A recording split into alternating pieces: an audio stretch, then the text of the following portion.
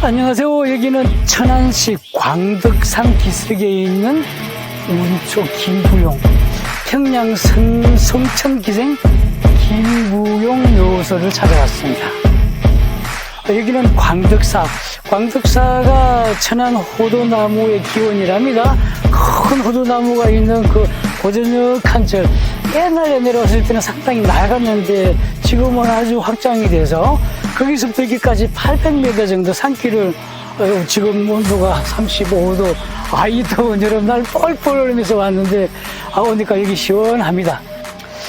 이곳은 1974년에 작가 정비석이 명기열전하면서 찾아다니던 그 기생 중에 한 명인데, 이 묘소를 이 근방에 어떤 이 묘소를 잘 아는 분의 도움을 받아서 정비석 소설가가 찾았어요. 그전에는 아주 깡그리 묻혀 있었는데, 그 후에 천인문인협회에서 큰 돈을 들여서 자기들끼리 성금을 모아서 묘소를 하고 문화재 등록까지 했는데 그걸 이루지 못하고 정비석 소설가는 천안에 있는 공원묘원에 지금 잠들어 계시죠. 이곳이 알려지고 난 뒤에 이곳은 거의 천안의 유적지, 보물 유람지 같은 그런 아주 환경이 잘 돼 있어요. 여기 오시면은 김부용에 대해서 알고 싶은 분들은 공부를 좀 하시고, 이곳에 오시면은 이 묘는 정확하게 고정된 묘랍니다. 그래서 보람 있는 하루가 될 것 같은 생각이 드네요. 저는 오늘 김부용 묘소를 오면서 자신이 스스로 천재적인 문학적인 재능이 뛰어났다고 생각하는 부용은 불교 부처로 연꽃을 부용이라고 한답니다. 이 많은 명기들이 정비석 소설가에 의해서 알려지고 찾아졌는데, 정비석 소설가는 그러죠. 나는 저승에 가면은 내가 찾아 놨던 그 많은 기생들이 큰 상을 차려놓고 옆에서 술 대접을 할 것이니까 저승 가서도 매일 취해서 하겠다, 이러면서 조화를 하셨는데, 이분의 정비석 소설가의 힘이 컸죠. 여기 안내판에도 정비석 소설가의 의존하는 바가 크다라고 이렇게 표시를 딱 해놨어요. 정비석 소설가는 제가 몇 번 말씀드리지만은 우리나라 숨어있던 기생들, 알지 않는 기생들, 사라졌던 기생들을 다시 복원시키는데 큰 힘을 기울인 거 맞아요. 맞습니다. 근데 제가 조금 이제 보면서 느끼는 게, 이 소설적인 요소를 가미하기 위해서 정비석 소설가가 문헌을 찾거나, 지금처럼 인터넷 치면은 한국 자료학이라든지 이렇게 고전 국학이라든지 이런 자료들이 쑥쑥쑥 나올 텐데, 그때는 도서관에서 한글 또 연재 소설을 하다 보니까 시간이 딸리니까 상당히 상상력에 몇 개 안 되는 자료를 가지고 상상력에 의지하는 바가 컸을 거예요. 그래서 거기서 보면은 정비석 소설가는 대부분 많은 소설들에서 보면은 어릴 때 부모를 여있다, 6살 때 태기들은 어린 애들, 가난한 애들을 데려와서 키우는 건 뭐예요? 자기의 신분 보장을 위해서. 진 뒤에 경제적인 도움을 받기 위해서 어린 애들을 키워서 11살 되면은 동기가 돼요. 어린 동기를 교육을 시켜서 17살 되면은 머리를 올린다. 이렇게 딱 정해진 룰이 있어요. 그 룰대로 정비석 소설가는 그렇게 많이 합니다. 또 하나는, 감사. 환경도 감사, 평안도 관찰사, 이런 관찰사들을 많이 내요. 여기도 보면은, 이 김이양이라는 이분이, 이 천안 출신, 이 김부용의 남편으로 하신 그분도 보면은 평안도 감사, 평안도 관찰사로 제수받아 가서 거기서 만나서 사랑이 이루어지고 이렇게 했다는 그런 행태로 많이 이어갑니다. 그런데 한국국학자료원에 이렇게 보면은요, 조금씩 달라요. 정비석 소설가는 또 하나, 이 대부분의 명기들은 18청춘, 18에서 19까지 이렇게 만들어내요. 때 만났다고 이렇게들 표현들 많이 하시는데 그런 부부들은 뭐 그분이 그 당시 상황에서는 어쩔 수 없는 현상이라 하더라도 자료를 조금 더 뒤져보면은 26살 정도에 만났을 것이다 이런 얘기들이 있는데 그 두 개 자료를 비교하면서 김부용이라는 기생에 대해서 먼저 좀 소개를 하겠습니다. 정비석의 명기열전에 이렇게 나오죠. 김부용은 평안 성촌 기생이다.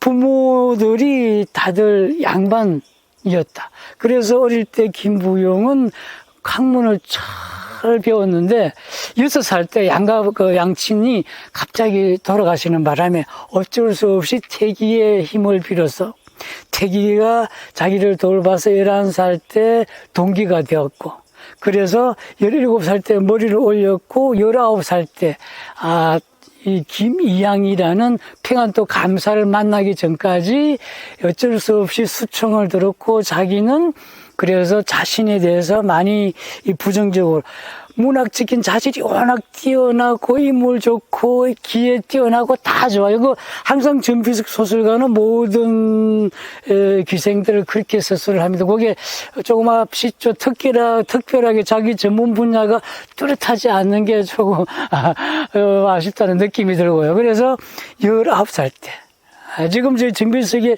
명기소설에 나타난 김부용이 얘기입니다. 19살 때 성천에 있는 고을원이 어느 날 자기를 불러서 평양감사가 자기의 스승이었다. 자기 스승이 인사하러 가자. 거기서 만났어요.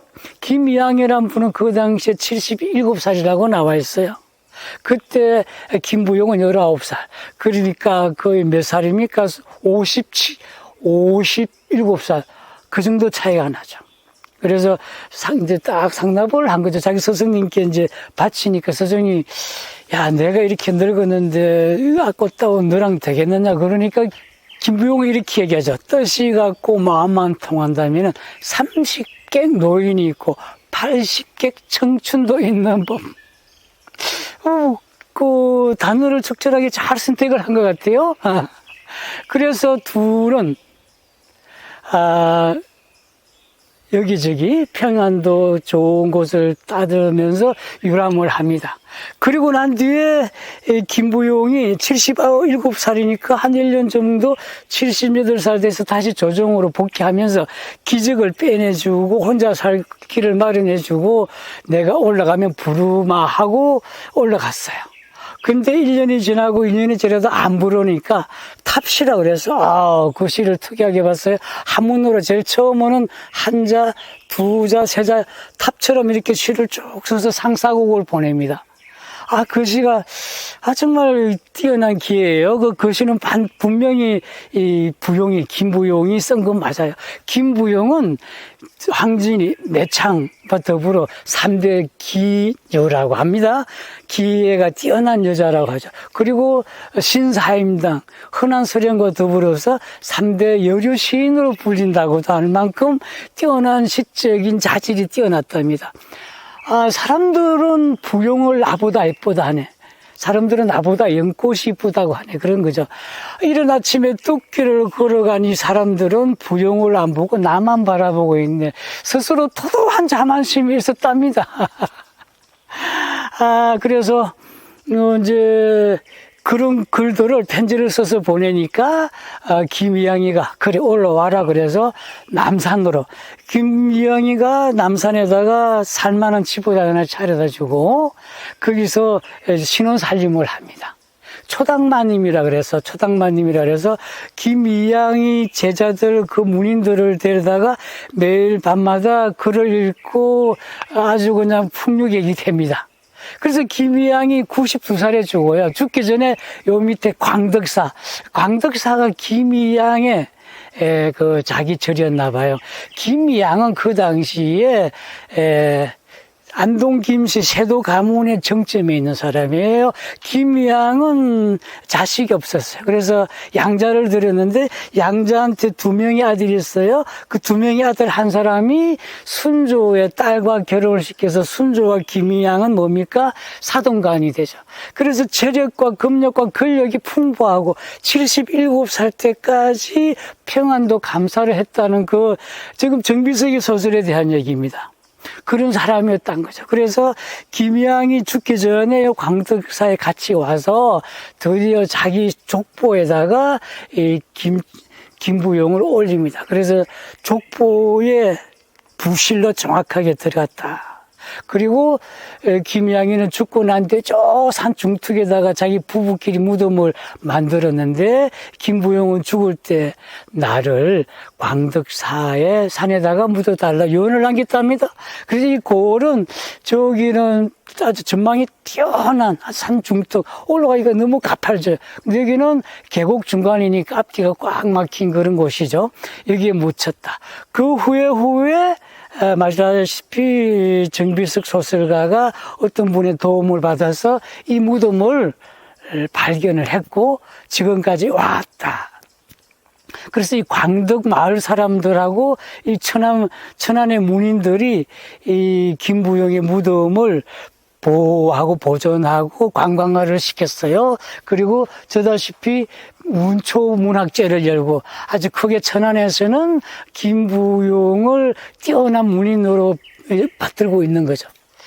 제가 우연하게 국학자료원이라는 데를 봤어요. 저는 이 2개를 보는 게 여기저기 꼭 한쪽만 모든 지금 유튜브라든지 그분들이 갖고 있는 똑같은 내용들이 너무 천편일률적으로 똑같아서 보시기에 조금 지루할까봐 다른 쪽을 좀 이렇게 말씀을 드리려고 해요. 김부용은 350수의 시를 썼는데 천안에 있는 김씨의 어떤 교수 부녀가 이 시를 이렇게 한국말로 번역을 하고 다양한 이쁜 시로 만들고 있다 그러는데 한국국학자료원에 보면은 김부용은 성천 출신이 맞아요. 근데 자기 이 부모가 언제 들어갔는지 언제 태어났는지 전혀 알려지지 않고 자기 작은아버지 중부 밑에서 자라요. 16살 때 성촌에서 시조 글짓기 대회를 했는데 거기서 장원을 한 만큼 뛰어났어요. 어떤 이유로 기녀가 되었는지는 알려져 있지 않다. 이 소설적인 가미를 충분히 해서 정비석 소설가가 적절하게 맞춘 건 맞아요. 근데 16살에 시를 쓰고 장원을 했다는 얘기는 그때까지는 기녀가 아니었을 수도 있다고 생각이 드는데 그리고 나오는 얘기가 보면 26살 때 26세에 김양의 부실, 처비되었다고 기록에 나와 있어요. 그래서 어떤 분들은 김양이 92살 때 죽을 때 그때 나이가 차이가 너무 나긴 했다마는 또 하나, 김양이 77살 때 평양 감사로 갔다는데 그것이 아니고 77살까지 관직에 있다가 난 더 이상 관직을 못하겠다. 관직에서 딱 털고 77살부터 여기저기 산천을 거닐면서 풍류객으로 살았답니다. 그때 왔을 때 평양을 지나다니다가 부용을 만났을 확률이 있죠. 김부용이 26살 때 처비였으니까 나이는 고사하더라도 26살 때까지 김부용은 기생이었다는 거죠. 제가 볼 때는 그래요. 그때 26살 때 만나서 시를 나누고 오목을 나누니까 노래를 나누고 시화를 나누니까 뜻이 맞아서 김부용이 품었을 것이라는 생각도 들고 품는다는 얘기는 정신적인 첩이 될 수도 있죠. 김부용이 26살 때까지 첩을 했다는 얘기일 수 있어요. 26살 때 같으면 태기죠. 당시에 기생들의 꿈, 로망은 권력자, 돈 많은 사람의 첩으로 들어가서 말년을 편하게 살다 가는 것이 로망이었어요. 근데 김부용도 그런 생각을 했다고 만약에 가정을 한다면은 김부용은 77살 된 그 김이양을 적극적으로 따랐을 수도 있을 거예요. 전 그렇게 볼 수도 있다고 봐요. 둘이가 정신적인 교감을 가졌을 뿐만 아니라 시적으로 문학적으로 통하는 바가 정신적으로 컸지만은 특히 김부용이 김이양이 서울에 있을 때 편지를 보내고 상사곡을 보냈을 때는 그런 의지가 있지 않았을까 싶어요. 그래서 서울 가서 초당마님이라고 해서 많은 문인들과 접하면서 다양한 시를 썼잖아요. 350수를 썼다 말이죠. 그 당시 황진여라든지 매창이라든지 시에 뛰어난 능력을 가진 많은 기생들이 이 부용이처럼 그렇게 안락한 공간에서 충분하게 그런 환경에서 시를 쓸 수 있는 공간에서 시를 쓰고 했다면은 더 많은 글들이 우리에게 알려졌을 수도 있어요. 김부용은 제대로 된 좀 이상한 얘기를 하자면 줄을 잡은 거로 볼 수도 있지 않을까 그래요. 이런 얘기가 있어요. 기생은 늙음하게 남편을 따르면은 한평생 분냄새가 사라져 버리고 열렬하도 머리가 센 뒤 정주를 잃으면은 반평생 절개가 물거품이 된다. 사람을 보려거든 그 후반부를 보라. 이것은 참 제가 봐도 진실한 명언 같아요. 그렇잖아요. 아무리 기생이라도 남편을 잘 따르고 잘 만나면은 분냄새가 사라지죠. 아무리 열려라도 어느 순간에 절개를 잃으면은 그냥 허물어지는 그런 행상이죠. 그래서 그 인생의 후반부를 보라. 그러면 그 인생의 삶이 보일 것이다. 김부용은 분냄새가 깨끗이 사라지고 그 인생 후반부가 자기의 작품집이 남을 만큼 그렇죠. 그 작품집은 지금 천안에 어떤 그 김모 교수 부녀가 아주 한글로 이쁜 글로 이렇게 번역을 다 해서 책이 많이 나왔다고 합니다. 천안에서는 김부용의 그 부용집을 책을 표현해서 널리 알리는데 큰 역할을 하고 있죠.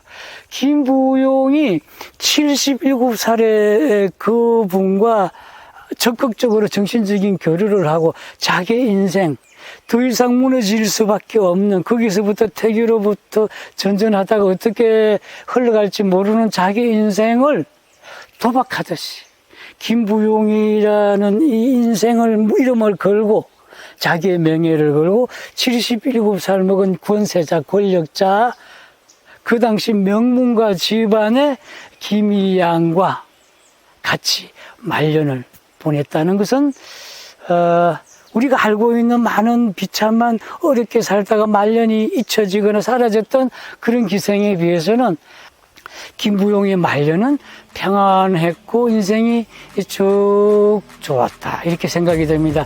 저는 오늘 김부용을 찾아와서 이제 그 기생차사 삼천리의 이제 끝판에 다다랐는데 제가 김부용만큼은 꼭 찾아뵙고 싶어서 이렇게 많은 우리 조선의 많은 어려운 힘들게 살았던 기생들도 많았지만 이분처럼 아주 자기 뜻을 이루었고 자기 문학적 소질을 남천하에 남겼던 훌륭한 분을 제가 또 만나뵀습니다. 우리나라 3대 여류 시인으로 3대 기인으로 시인으로 시에 능숙한 여자 아름답지 않습니까?